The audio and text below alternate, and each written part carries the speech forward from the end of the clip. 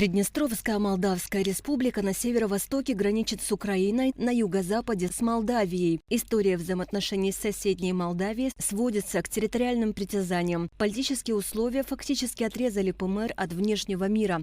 Участники круглого стола, бывшие политики, в те или иные годы занимавшие различные должности, рассказали о том, как их из Молдавии депортировали с 5-летним запретом на въезд. Граничащая с Приднестровьем на северо-востоке Украина – единственный путь во внешний мир. Однако с началом специальной военной операции и этот путь закрылся.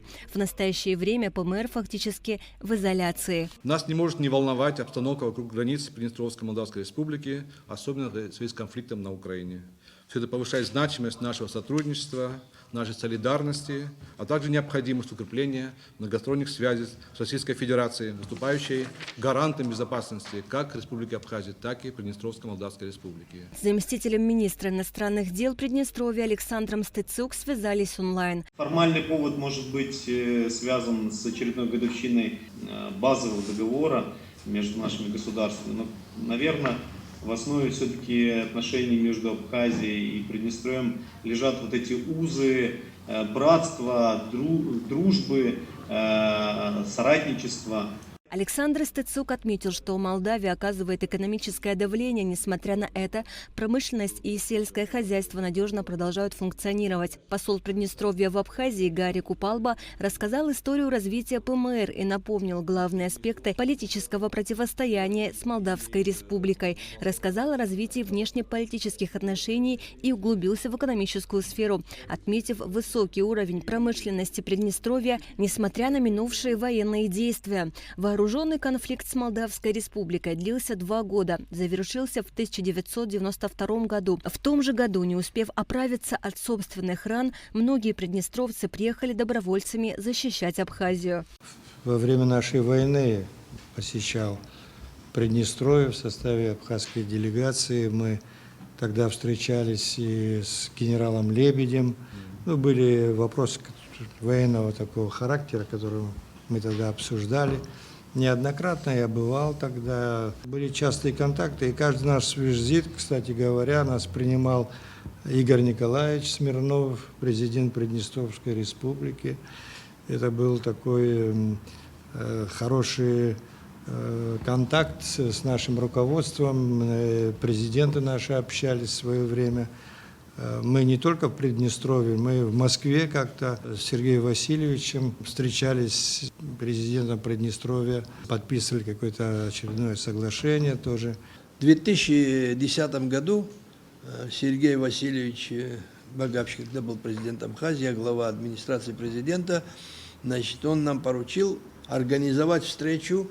Кстати, когда я говорил о нашей поездке, я взял фотографию, вот Геви Камугович Агрба, Владимир Георгиевич, это там, это Приднестровской республики. И Сергей Васильевич получил нам, Сергей Миронович, многие помнят, что мы организовали, так сказать, встречу с президентами Приднестровской Молдавской республики и Южной Осетии. Мы сделали это на таком государственном уровне. Результатом встречи 14 июня 2006 года лидеров Абхазии, Приднестровья и Южной Осетии в Тирасполе стало формирование Содружества непризнанных государств. В 2006 году уже здесь, в Сухуме, когда был президент Приднестровской Молдавской республики, Южной Осетии и Абхазии, было подписано соглашение о взаимном признании наших республик. До этого были просто договора.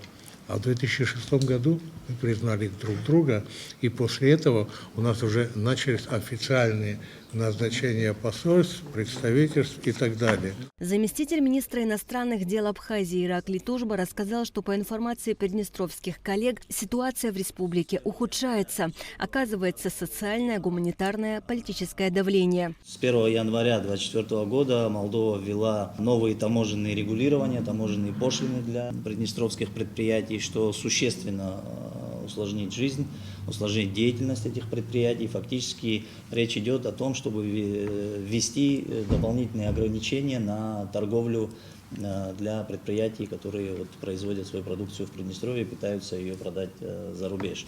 То есть это такая полномасштабная идет акция при поддержке, естественно, стран Евросоюза, Соединенных Штатов. оказывается такое серьезное давление на Приднестровье. Фактически Приднестровье на сегодняшнем этапе находится, можно сказать, что находится в полной блокаде. По словам Тужба, существовавший формат переговоров бездействует. Таким образом, нет оснований говорить о каких-либо дипломатических отношениях с соседствующими республиками. Участники круглого стола выразили обеспокоенность ситуации в дружественной республике. Вместе с тем они с теплом рассказывали о минувших встречах и гостеприимных приднестровцах, братские отношения с которыми доказаны поступками. Асида Малия, Нарсоу Цулукия, Абхазское телевидение.